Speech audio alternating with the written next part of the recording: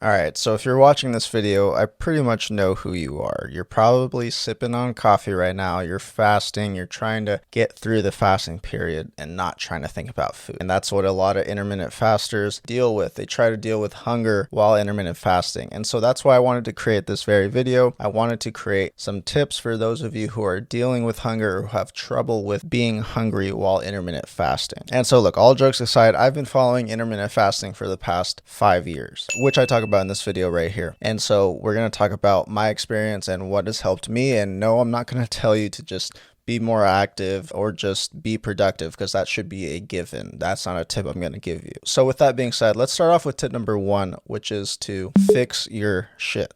Fix your diet, okay? This is the number 1 problem. Your diet is probably setting you up for failure for the next day and then the next day. Probably feeling so hungry because you're eating low volume, high calorie meals. And that's the truth. You're probably eating low volume, right? Low volume. There's not a lot of food on the plate, but it's also high calorie. So one, it may be satisfying right there and then, but it's not satisfying later. It doesn't fill you up. And that is a problem. A big problem with people who are cutting is their diets are messed up. Their meals are not instead high volume meals, but low calorie. And I talk about that on my website, in my book, and on my channel. You should be eating high volume foods that are low calorie. These are to fill you up, satisfy you, but still be on the lower end of calories so you can still see progress in the weight loss in your fat loss journey. And so your diet, in my opinion, should be a 40-40-20 split or somewhere around there. And what that means is that 40% of your total calorie intake, whatever that is for your diet, should be 40% protein, 40% carbs,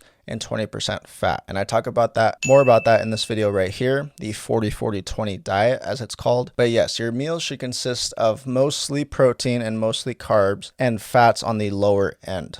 And so basically tip number 1 is to fix your diet, fix your meals, and fix your shit. So let's move on to tip number 2. Tip number 2 is to stop drinking coffee as soon as you wake up. Look, I know everybody's a caffeine addict these days. They're just dependent on coffee. As soon as they wake up, they need coffee. But I'm going to try to challenge you guys to at least wait 30 minutes to an hour, maybe even 2 hours before you drink coffee.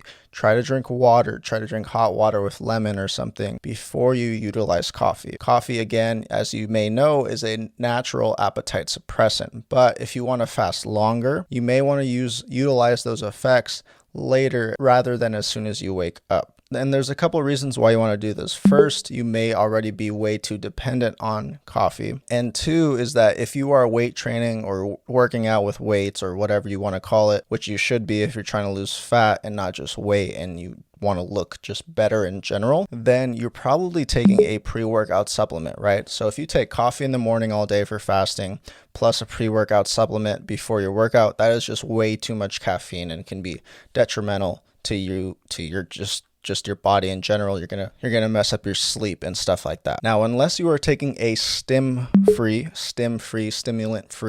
pre-workout, then you can be okay with this. But I talk about stim-free pre-workouts in this pre-workout for intermittent fasters video, which you can check out later. But essentially, you want to push back coffee. Don't utilize it as much because, again, if you are working out with weights and stuff and taking a pre-workout supplement, you don't want to be over caffeinated. And again, if anything, try hot water with lemon in the morning, or a little bit of tea, or even decaf coffee if you're crazy enough. So try that instead. Okay, and so tip number 3 is to drink more water. You can't eat if you're pissing all day. Seriously, drinking a ton of water is just gonna help you a lot in the dieting process. And it's one of the best ways to feel full. I don't know if you guys take vitamins or supplements or anything like that, but I do. And if you start to drink those supplements, drink the vitamins right before your meal. So you drink 2 to 3 glasses of water with your supplements, or you just drink 2 to 3 glasses of water in general before you eat the main meal.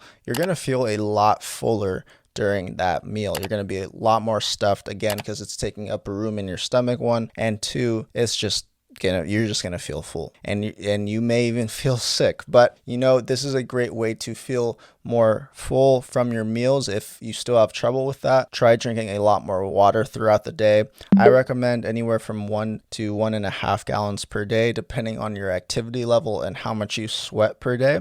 So drink more water specifically before each meal. If you don't take vitamins or supplements or pills like that, just drink 2 to 3 glasses of water before a meal, and trust me, you will see the results of being full before you even finish your meal. All right, and so tip number 4 is a special one in my opinion, and that is change your environment. If you haven't read the book Atomic Habits, which should pop up right here, do yourself a favor and grab that book. It has so much information about habit building, habit breaking, how to just stop doing things that you wish you could stop. And specifically what I want to talk about in this tip is visual cues with bad habits. So here's an example in the book, right? It's easy not to practice the guitar when it's tucked away in the closet. It's easy not to read a book when the bookshelf is in the corner of the guest room. It's easy not to take your vitamins when they're out of sight in the pantry. And I believe you could add, it's easy not to reach for Oreos when they are not in plain sight. This is something I did in my apartment. So my roommate, bless her, but she buys so many snacks and so many tempting foods and leaves them on top of the fridge. And I cook a lot, and I always go to the fridge and I always see them. They're always in just plain view, calling my name, wishing for me to go eat the whole box of Oreos. And this is just taxing on my willpower, and it's so annoying, but it's just hard. And so what I did is that we have this cabinet that we never use. It's hard to reach. It's hard to grab things from that cabinet. And so what I did is I put all the treats, literally all the treats that she buys, I put them in there, and I put a sticker on it, and it says out of sight, out of mind. And that is so true, especially if you have trouble with these easy to eat, these tempting foods like Oreos, for example, Pop-Tarts, cereals, whatever it is for you. And honestly, I haven't touched one since. She pulled out the cookies one day, and I hadn't touched one in like 2 weeks. So again, this is a very powerful tool, and just one little thing that you can do to, again, change your environment. And again, I highly recommend you guys get this book, Atomic Habits. I'm going to be doing more videos on Atomic Habits, but that video is really good if you want to break bad habits, specifically some with weight loss, if you have trouble overeating and stuff like that. So definitely make sure to check that out. Okay, and so lastly, some other tips that I've heard that work as well, not as effective, but they are some other tips, are things like brushing your teeth or use mouthwash after every meal. So after every meal you eat, make sure to brush your teeth or use mouthwash. You will not want to eat afterwards because of how clean your teeth feel right afterwards. Another one is get enough sleep. Basically, you won't be stressed out. You won't want to eat if you get enough sleep. You just feel better overall. So make sure to get those 7 to 9 hours in if you can. Another obvious tip is eat more protein. Again, protein is a natural appetite suppressant. Eating more protein, you're going to feel more full, more satisfied. And lastly, reduce stress. Again, this kind of has to do with sleep. If you reduce stress, you're not going to want to eat everything in the house. So those are a few other tips as well. And so yeah, I hope this video helps out you guys. Let me know if you have any questions or other tips in the comments that you want to share with other viewers.